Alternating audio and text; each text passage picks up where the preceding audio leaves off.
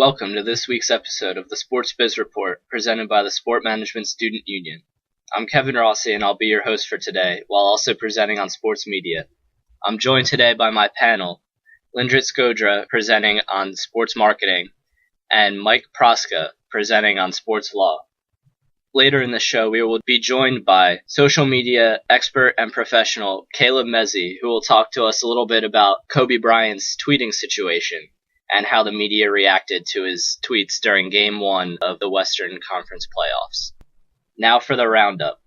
It has been a busy week in the sports media world, beginning with the NFL draft that started last night. ESPN and NFL Network shared the coverage, while both networks also entered into an agreement where they would not tweet picks ahead of time.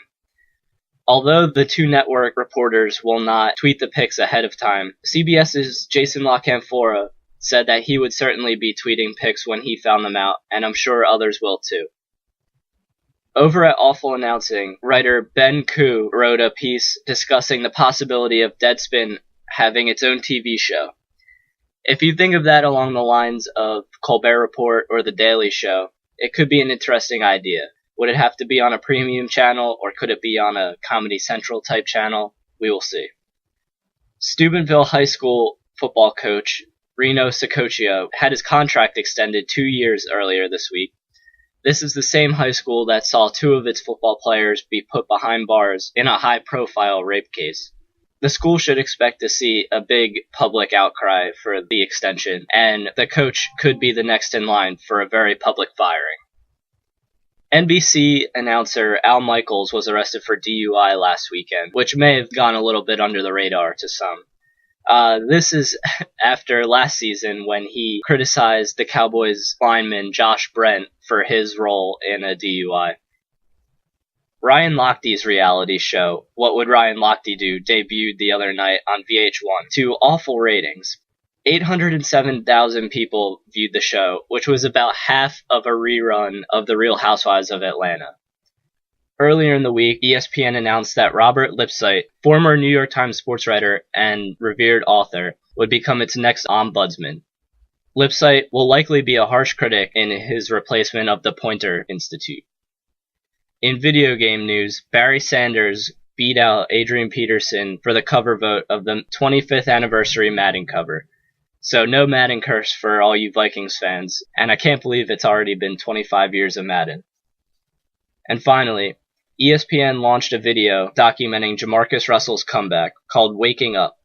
It's worth your time if you want to see the struggles that the former first-round bust went through, and also his battle back from weighing over 300 pounds to attempting to become a star quarterback again.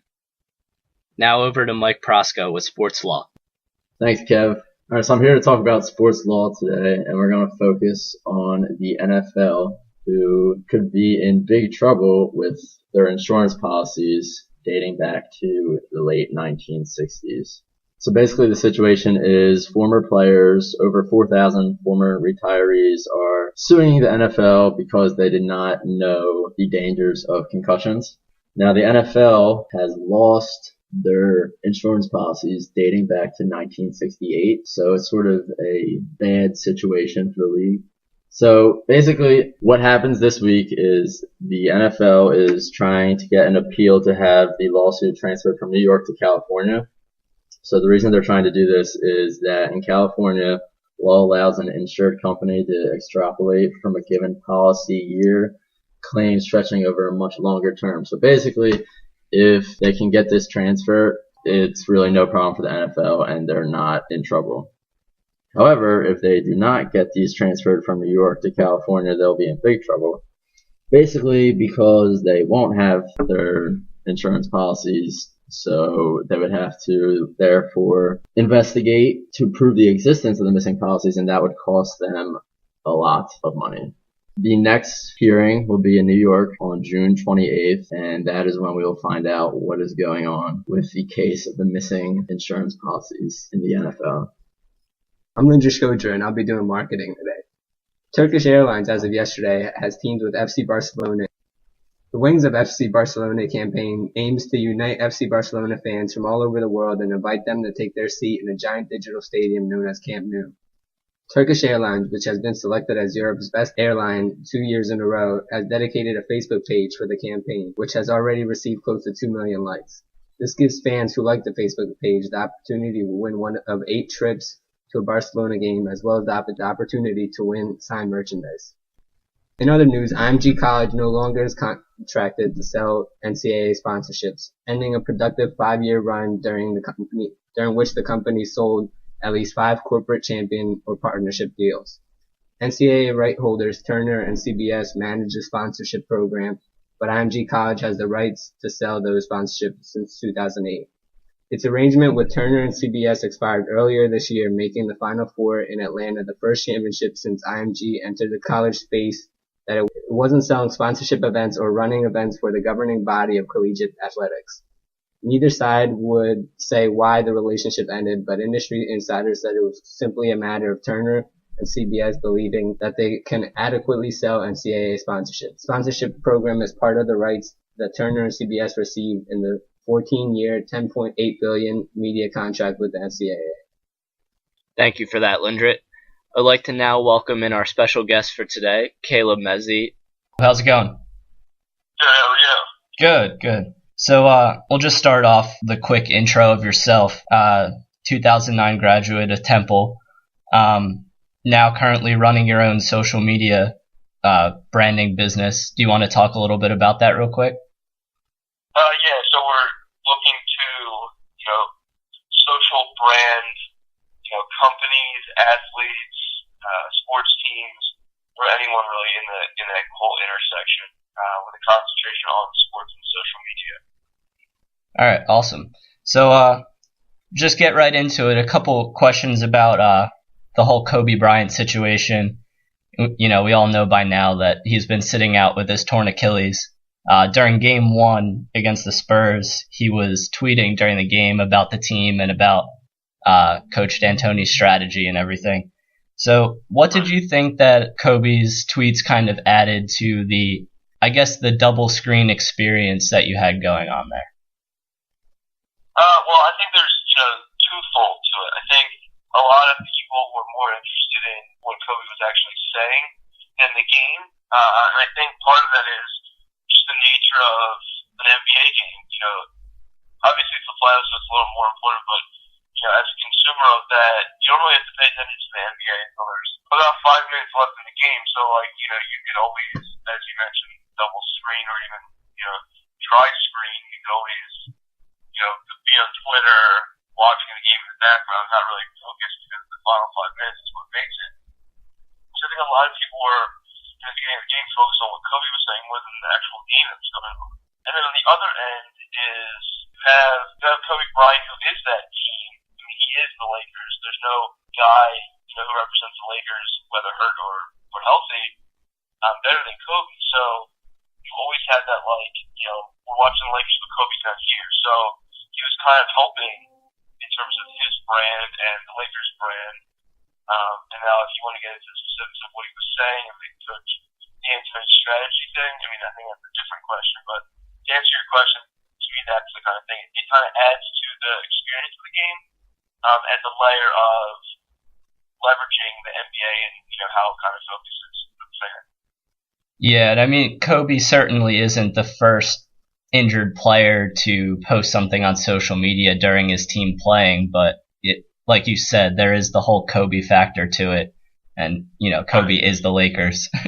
So then, you talked a little bit about the bigger focus on Kobe's tweeting than the game, and that kind of seemed to be the media's approach to it. Especially ESPN in their coverage of it, they kind of they found Kobe's tweets a little bit more interesting than the highlights. So do you think that's a good or a bad thing going forward?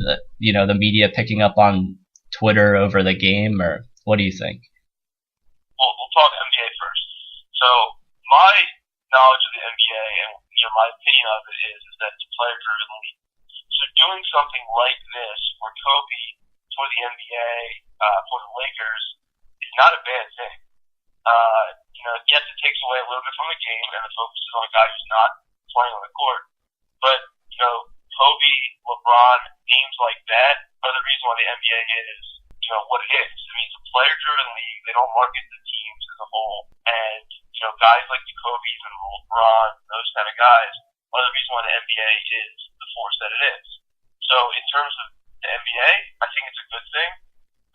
Going back to kind of the point that he made earlier about how they are, talking about this more than the highlights, I was watching the game and following the tweets, and all the announcers were saying this Kobe would tweet this, and they'd bring up the tweet, and then Kobe said something. Specifically, there was a tweet, you could pull it up, that said, they're talking about the game, they're talking about my tweets more than the game. So in terms of that, I don't think that's great, but then at the same time, you're kind of involving Kobe into this. So, I mean, if you want to think about it as like, the guy sitting on the bench, if he's clapping or standing up every once in a while, and they're always putting the camera on him, a la, the college football when they put Catherine Webb on, it's kind of the same approach, where it's only their focus. You know what I mean? It doesn't matter if they're tweeting, if they're wearing a crazy suit, if they're a good-looking woman, it's just their focus. So, that kind of answers the NBA question. But I think it's also because of the fact that this is the first game that Kobe's missed in a really long time with the Lakers in the playoffs. So I think that's the thing. I don't know if it's going to happen all the time, if a player gets hurt and it's a big game, something like that. Now, what do I think the negative that came out of it is that Kobe is not going to do it again. Yeah, he came out and said that he wouldn't do it again, and I'm sure it might push other players to not do it as well. Yeah, and I think that's a negative, to be honest. I think what it does is it takes away from that as a consumer. So when you mentioned the consumer standpoint, I think we like that. I think we like the added value. It's almost like, you get a game and you get the commentary from a player. It's like that extra thing. It's like, buy one, get one kind of thing. So I think that that's something that the consumer liked, and it was just a shame that it's going to be taken away because we've already seen what happened. So in terms of the NBA, it makes sense, and I wish that the NBA would just flat out say we're a player-driven league, so like this kind of stuff, but they're never going to say that. And from a consumer, I think that it kind of takes away from the experience, and that's kind of where I leave it at that. Yeah, and tell me if I'm wrong here, but I think one of the great things about Kobe's tweets was that it seemed so natural and not pushed by anything else, and that's something that we don't get that much of in this kind of sports society right now. Everything seems like it's pushed by, PR or, money behind it. But his was so natural, and now we're going to miss out on that. Yeah, I think that's a good point. I think there's a couple ways of pushing content in terms of the way Kobe did it. And when you talk about like today's society and consuming all this stuff, is that you have the guys who just tweet things like, going to eat breakfast, and there's no insight there. It's just action, and it's the context that doesn't really hinder to us. But then you see the things that Kobe says, and it's kind of like, wow, I would have never known that. I didn't know that that's the process that goes through their brain, and this guy's a guy who played it. You know what I mean? And then you have the PR standpoint where it's like drinking a Gatorade, really gets me going after I went to the gym. So you have those three aspects. One is there's no context, it's kind of irrelevant to action. You have the insight, and then you have the PR. So I think that's a good point to highlight those three. And I think Kobe's insight is, first off, he's arguably one of the best players to ever play the game, so his insight is already valued. I think, when Kobe first got hurt, we saw an emotional Kobe, and when you can do that, he humanized the brands via social media.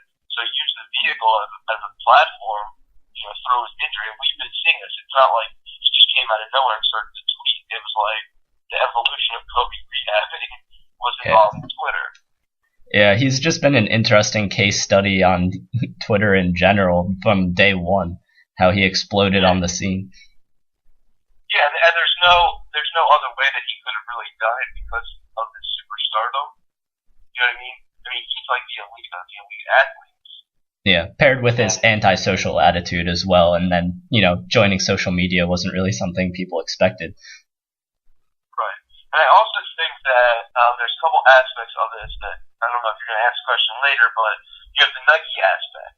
So Nike came out with this, print article and, kind of helped Kobe to kind of like, I'm not going to be there, but with you kind of thing. It was kind of like a Steve Jobs tribute. It seemed like, like he was like this Kobe thing. Like he like left, but he taught them all this stuff. He's still with them, he's injured. Mm-hmm. So there was that whole Nike approach to it. And then the other thing is there was a lot of things that Kobe was saying that were like maybe he shouldn't have revealed. So to that point, I think that maybe is the point that should have been monitored or like maybe minimized a little bit. So maybe there's like a filter that Kobe uses. But again, that's what's so beautiful about social media approach that he has. It's kind of like the Charles Barkley of the announcing. Charles Barkley doesn't hold anything back, and Kobe didn't hold anything back. Yeah, kind of how we wish most athletes would use social media, and definitely very insightful on it. Yeah, the only thing is that you're putting yourself out there to be analyzed, critiqued, and all that stuff when you're not playing, or when you're tweeting. It's like saying stuff in a microphone. So he's calling out D'Antoni or something like that, or saying Phil would have helped it better, or Dwight Howard needs to get low on the block, or Powell was soft. Like those are the kind of things that it's like taking it too far. You know what I mean? Yeah. So I think that there's a monitoring part that also needs to be involved. For the future of players doing this kind of stuff. So it's almost. I mean, I guess the conclusion here would be that Kobe maybe needed to filter his comments a little bit more, but also, maybe the media did go a little overboard with their coverage of Kobe's Twitter as opposed to the game. So it kind of went a little bit past, adding the extra experience to it. Right. That's all I got for you. If you had anything else you wanted to add on Kobe and social media, No, I mean, I think your questions. It's a pretty wide array, and it's kind of my intersection because of the how you brand an athlete. I think we talked about Kobe really being emotional and allowing himself to like kind of show who he is as a brand. The only thing I wish is that more players would do this kind of stuff, and that it was more receptive. Maybe something where it was like a Twitter caster, or like you had some kind of involvement with the overall broadcast of the game. However, Kobe's completely biased. He wants Lakers to win and all that kind of stuff. So the NBA would never embrace this. Yeah. But just that whole concept is involved. And you also just talking about this stuff. You also have the second screen thing that you brought up, which I don't know how much you want to talk about, but you have that, and you have like the apps like Sports App or the Sports Stream, which kind of allow people, bloggers, websites, and athletes to all use or utilize that in terms of like talking about the game while it's going on and covering the play-by-play and adding insight and stuff like that. So we always have that element. It's just different descriptions from the players. You know what I mean? Like you always have the bloggers or the beat writers or reporters covering the game, adding their insight. Yeah. The player is kind of like the transcending thing here. Yeah, and I mean it basically went straight from Kobe to the people. It didn't have that middleman of the beat writer or the blogger or anything like that, and it was just totally unfiltered, and I think awesome for the fans. I agree. That concludes our show for today. Thank you to my panel, Lindrit, presenting on sports marketing, and Mike, presenting on sports law. And a big thank you to our special guest today, Caleb Mezzi, who talked to us a little bit about Kobe's Twitter. Join us next week for the Sports Biz Report when we return on Friday. And in the meantime, follow us on Twitter at Drexel SMTSU.